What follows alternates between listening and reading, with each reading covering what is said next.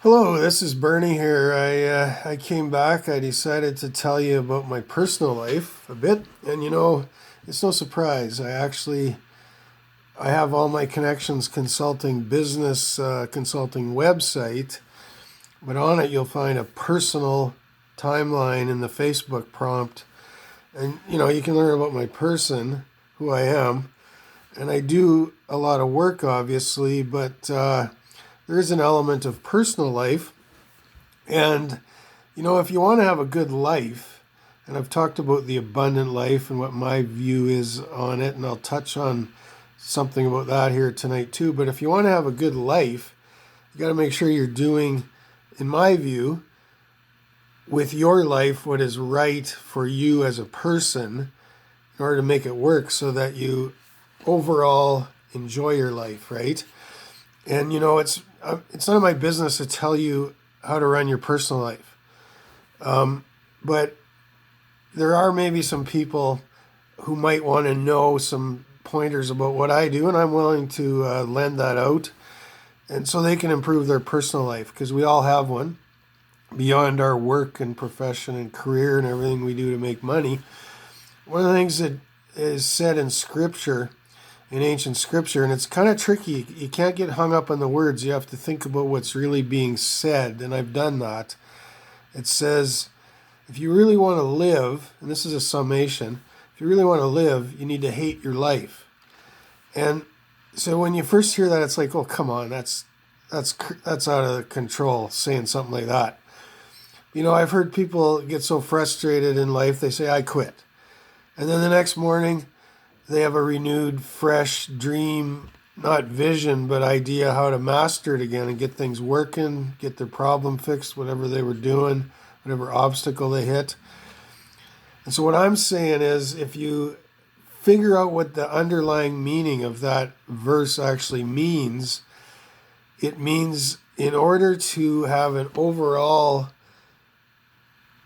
good life, your life is good. Like the whole thing, not just your life as a human being, your person, but your overall life, the experience of living it with others, I suppose, your surroundings, your accommodation, everything you acquire, all of it through life, accomplishment, goals, dreams, vision, all of it.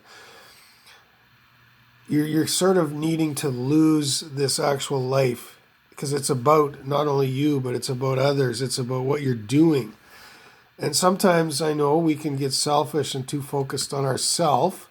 And I know anybody, name me one person who really feels honestly like that's fulfilling. When you really get talking to people, when anybody's in that mode, it's like you feel almost, there's a tension anyhow. I've been there where it's like, you know what, I'm getting too focused on me again. I need to get doing what get out, get making this happen with my you focus and helping people with the principles I've taught in my company. And there's a way to realize your dreams and accomplish it is by doing what you're supposed to be doing. And that will feel fulfilling because often it's benefiting other people as well as yourself. You benefit as you're, have you ever watched, like I have a friend of mine, a lady that once in a while she'll cook up food for whoever's a guest at her place. And she just looks so happy as she's doing it. Well, I can't even suggest that that would be the thing to do or whatever, but she's enjoying it. And because she's benefiting everybody that's there visiting her, everybody feels good about how well she did doing it, the accomplishment of making it, and plus not only the treat, but she's a good cook. So there's scenarios in life. Everybody has a gift and a calling, something that they dwell in, they're special at. So that is an ancient scripture verse that you can get hung up on the words or you can dig into it. And I've done that, and it's very true because I've lived it. And I know we can't get selfish because we're never happy. There's no joy there. There's no happiness. There's a lot of, you're hating your day so much. But, anyways, this is, I'm thinking back a few years when I got onto my journey a little deeper. There's a point where most people in life come where they go beyond what they learned in their upbringing, and even a life where there was a lot of good wisdom given to you about how to do in the world, managing your money, saving, working hard, taking some time to rest, enjoying the friendship and fellowship of others, doing some good activities, staying physically fit, eating well, all the good qualities, right? How to build for your future. There's usually a point where someone, somewhere, anywhere, is listening and they say, I'm kind of at that point now where I'm wanting to learn more about my own identity beyond what I was taught. And every one of us goes through that experience at some point. For me, it was about at the age of 32, roughly. And there's a picture of me doing the dishes. I was a guest at my mother and father's house. I don't know why my middle finger is pointing up at the soap and all that, doing the dishes, but subconscious, even if you don't really enjoy something, you're being helpful, you just kind of suck it up, right? And try to be happy and content with it. And anyways, we're taught, so even as adults, pitch in, help out, put some ease on your older parent, make her feel fulfilled that she raised 4 good boys and their wives, whoever happened to be around, and the grandchildren. And that's really what the scripture prose talks about, is your crown of glory is those gray hairs of wisdom you have on your head. I don't have much hair. I kind of choose that. Keeps me young and youthful looking and feeling, I suppose. But they're around you in your older years because you've done well as a family. And I can honestly say, in my family, and I'm not just talking about my immediate family that I'm part of and my kids, I'm talking about also my larger clan family, like my parents on each side, all their siblings from their parents, my grandparents on both sides. On both sides, 90% plus of our family is all still together, where people haven't given up on relationships and walked away. Some people have died, but lots of people are still around and they're very engaged and they care about each other and stay connected through certain people. And there's usually 1 or 2 instigators in every little, part of the clan and then you catch up on the news. And, sometimes it's through Facebook or social media, but then you talk about it with somebody. And we even sometimes have reunions on both sides. That's happened through the course of life and time, so it's good. So I went on my journey. I found out extra clues. I've taught you about that and told you about that in my Indiana Jones style search into the greater Bible, like a mountain climbing adventure. Find the clues for not only sales and business, but also just the pursuit of life happiness and enjoying it. And that's all true. And so I was at that age, kind of, you come through a challenging journey and you decide life hasn't really turned out for me the way I thought it would. And that was probably for me about at the age 32. So I started to dig deep.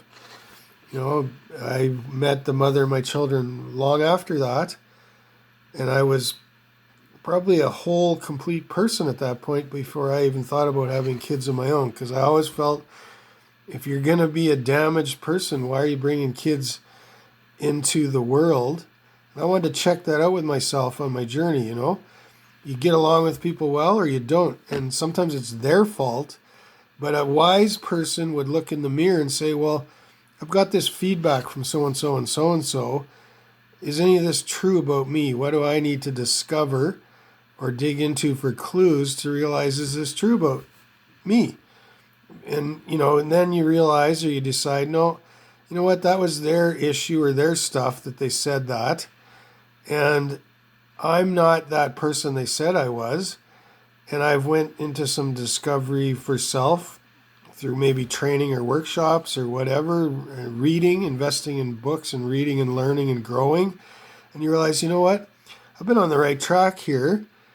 And those, 8 or 9 or 10 things that so and so might have said or whatever. None of it's true. That was their own issue or their own perception. So then you go in fruitfulness, you go forward and you don't worry about it.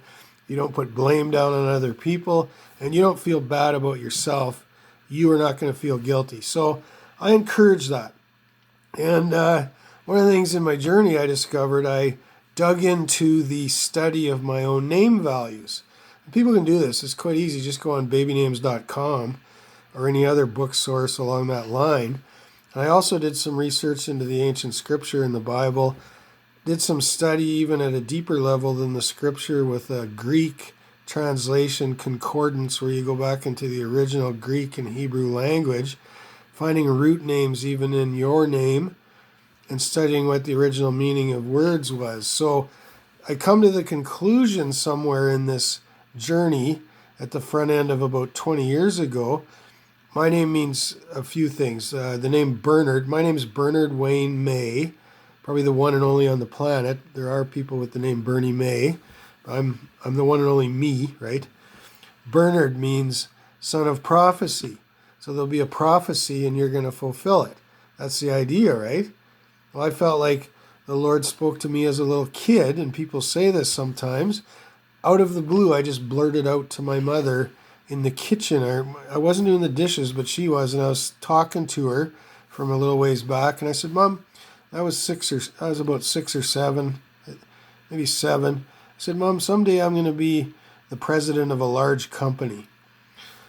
Well, where does that come from in a little kid's head? And I've heard this, other kids have done this same kind of thing. Mom, when I grow up, I'm going to be a fireman or whatever, and it out of the mouth of babes, right? So then you live that out. And you go on this journey, and it's a winding trail sometimes, and you don't always realize how it's going to turn out. But you're on the adventure, I suppose, right? Wayne, the name Wayne, my middle name is Wayne, that means invincible. So, when you feel like giving up, you think about your middle name. Invincible. Well, I have some sturdy qualities of that. You should research your own name, no matter who you are. And just figure out what it means. It kind of gives you a positive hope when when other people are getting down on you sometimes, and maybe not for your own reason. You can just reflect back and say, you know what? I'm going to rise above this. I have it in me. I got the qualities in me to do it. And your name can reflect that. Brave as a bear was also my first name, Bernard. Brave as a bear. Now my last name, and this is where I got into some of the technical study of the Bible to figure this out. The name May, M-A-Y, and I see this running through our whole family in various streams in the larger clan too. It means one who creates family, kinsman redeemer. Well, I've always felt like I was part of families. I've always enjoyed being around people who I deemed as family, whether it was work, a church setting, or a restaurant, or various households or farms, who I got to know people in that neighborly way. But I felt like God was showing me as I studied my own name, like I have a role in this too, and I've always done it. I've coached hockey, done various things in community relationship where you're just connecting with people, being a community-minded, family-like, family-wise person, right? It comes naturally. I see people in our clan gathering family reunions, doing various things, researching ancestry so they can communicate to others, all this kind of stuff, right? Kinsman redeemer, that's about the redemption purposes of relationships where they've gone off the rails, and you can get in the middle and help mend them. Sometimes it's about you, sometimes it's not. You're just a middleman, an intermediary. Redemption, redemptive purposes, redeeming, reconciliation, getting along where bridges have been burned. And maybe sometimes you've been blamed and you're not to, but you just go back and you say, you know what? I belong here. I'm going to be friends and family with these people, and somehow it's going to work out because I know I'm supposed to be here. I'm a Protestant Christian, raised as a Protestant in a Catholic community. So you want to know, no matter what I feel like, I belonged because I was there, and all my buddies, like less than 10% of the community was non-Catholic. So you just knew how to belong, right? So you want to know a tough, resilient guy that just fits in wherever he's supposed to. And this is who some people are. Get around those people, learn from them, find your mentors, whoever they are. Now, my on my one video, The Abundant Life, and this is about my personal life, right? I've adopted a worldview that's about the ancient scripture and how I interpose that into life today and live, right? Interpreting Christian values of the past, even before Christ walked the earth, godly principles of how to live, how men and women did and how some didn't, what happened to them, the destruction, the ones that were saved or salvaged and went on further, and all that, trying to bring it into modern day, forecast it into the future. We're in the end times. I believe that. It could end at any time. And sometime in this next 40 years of the window of my life, I believe it's on the closer to the front end of that 40 years. The signs are there when you look around the planet, what's happening. And we've seen a lot, even in the last decade or two, last 2 decades. But, in spite of the troubles and trials and tribulations and things as a human being, you got to know how to react. I do, anybody does. How do you respond to this in hard times? COVID, all this. And what should I think about it? Are we ever going to get through this? Is it going to make any sense tomorrow when I get up and it's the same old story? Where's the hope? All that. And, family's a big part of it, and you gotta have good relationships, but your view of the world, so if you're in any kind of a reality or not, is important. What is truth? How do I get along in kindness and love, dwelling with other people when a lot of things don't make sense anymore? Some of the same rituals and habits of the past, I suppose, don't have any value. They don't make sense to some people who are practicing them or living a certain way. So then you got to adopt new hope. Really standing firm on the faith of the belief of these ancient scriptures and what they're telling you about your hope and how you can stand firm and hold fast in dire situations and come through out the other side. All those things become a reality when our own human will or idea or testament might not even make sense anymore. So it's a reality. I hope in these things and the promise is in me, but I do have a view. And I want to give you a short version, a clue of that view, because on my Abundant Life video, I give you something like my top 30 videos or a couple dozen videos of how I adopted this view. It lined up with the scripture value of reality, but if you wanted, watch it in these movies. So I'm going to give you the dirty dozen, the short, quick view. You can see what you think, but it's up to you. So if you've never dug into any of this, you can see reality from my perspective by watching some movies. Invincible. Now this is for you old guys. This is the old guy football player that Mark Wahlberg played him. Vince Papale started his career at age 30 when most guys were 20. And he did well for 3 years. Now, there's some old guys out there that might have been living their life kind of ass backwards or going the wrong way. This movie will inspire you. It's never too late, so never give up hope. Out for Justice, Steven Seagal. God is over all of us, the crooks and the cops alike. And we all have to face them someday, whether you're on the side of good or doing wrong. That's a good one. Hotel Rwanda. There's a missionary story in this. The devastation this caused was unequivocally one of the worst and maybe one of the first major genocides on earth. And something like 14 million orphans were because of it. People got infighting in the same country. The same color of people, different tribes, different tongues, different dialects.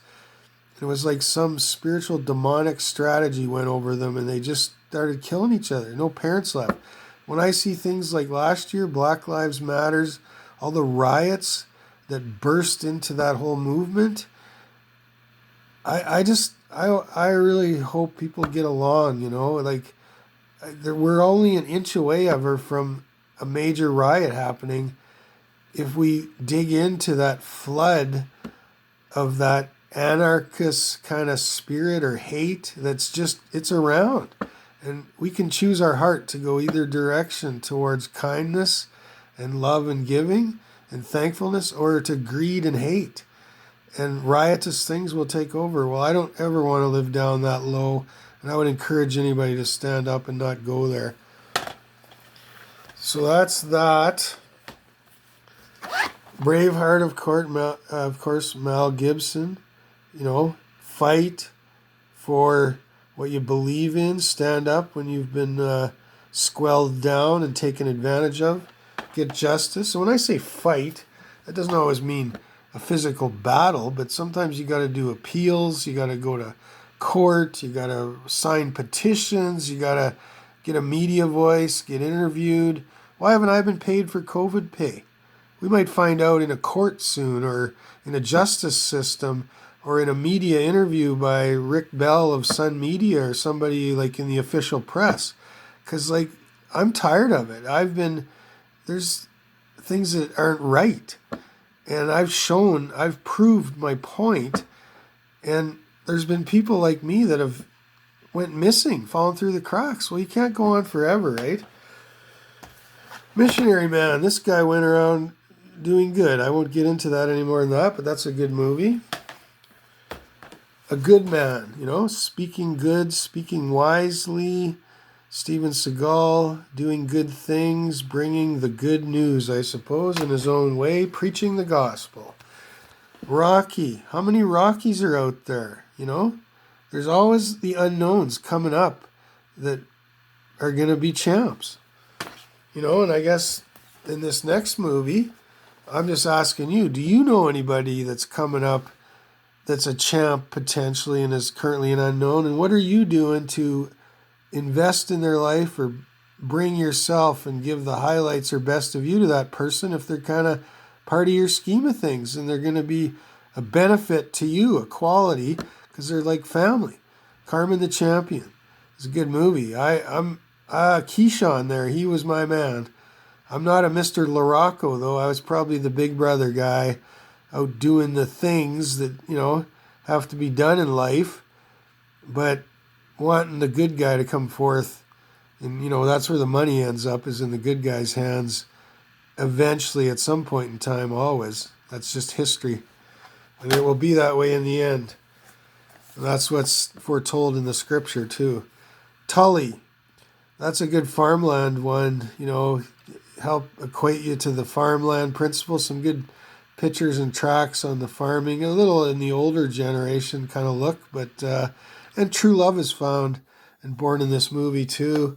And there's even some good swimming hole stories. You need to have your little private spots where you get away and you do stuff, and nobody else needs to even know about it. It's kind of like a 007 effect where you're kind of a secret agent, I suppose. I have a few places I go hiking that nobody knows about. They're just short, and it's a good little thing for me to get away. Even in your personal life, you need a private moment. I got 3 of those. They refresh me. You bump into the odd other person out there, but it's not about them or you. It's just about you individually, finding a moment to catch your breath and breathe, smell in the air. And I have one restaurant I go to that's like one of my favorites that nobody knows about either. I've never talked about it anywhere. So just a private moment. Go enjoy a meal and don't expect to be with anybody. Just enjoy the food and take a break. Have a rest. Jeff Bridges, The White Squall, the bad story about no captain of the ship. Things go wrong, things go bad. What do you got to do to survive? That's that. Robin Hood. So there's some add-ins here, It's like modern day corporate philanthropy, I suggest. Getting the money and moving it around from the rich and wealthy to the poor who need it. And in those days, it was done a little bit different than we do it today, but the same principle. Legend. Well, if you don't like people shooting zombies, don't watch this one. But the ill effect of COVID, we don't know the panacea is happening right now. We're getting the vaccine, and that's a way to dispel the trouble and problems. So hopefully we get through it like we're supposed to and want to and hope to. Gray Owl, and this was shot up in Waskesiu, northern Saskatchewan, my old home front. I've been up there. I've cross-country skied in that beautiful land, nice pine trees, nice hotel. I've golfed on the courses up there, some of the most beautiful grass greens you'll ever putt or golf on in your entire life. And if you ever do come on my northern Saskatchewan canoe trip adventure, it's right near there, up in that Missinippi-Larange area. You will love it. That's the old backyard stomping ground area before Banff became my home backyard stomping area. So that's what you get if you watch those 14. That's the double, complete. 7 in Roman numerology means complete. So that's the double complete 14. If you don't have a lot of time, here's the 3 quick release. I would watch Hotel Rwanda. I would watch Steven Seagal Out for Justice. And I would watch Invincible for the older people wanting to have their second chance in life and do something of value. You're talking about calling. That's a personal life thought. That's the quick release program. You graduate from the Bernie May Theology School of Connections Consulting, I guess, with your worldview of what goes on in this world. How do I believe? How do I have strong inspiration and desire to go forward and not quit and never give up? And that you'll get some hope out of those 3 right there and show you the reality of some of the adventure you're on in tough times. So that's the worldview. And then if you look on my Facebook timeline, another personal note, people are into, in their personal life, taking time to dream and write down a vision or their story or idea in their head about what they want to go into the future and interpose and do in time and on journey. And, I didn't do that. I have little broken sentences here in one journal, 1 or 2 sentences in another journal, and I never did really write a good solid vision.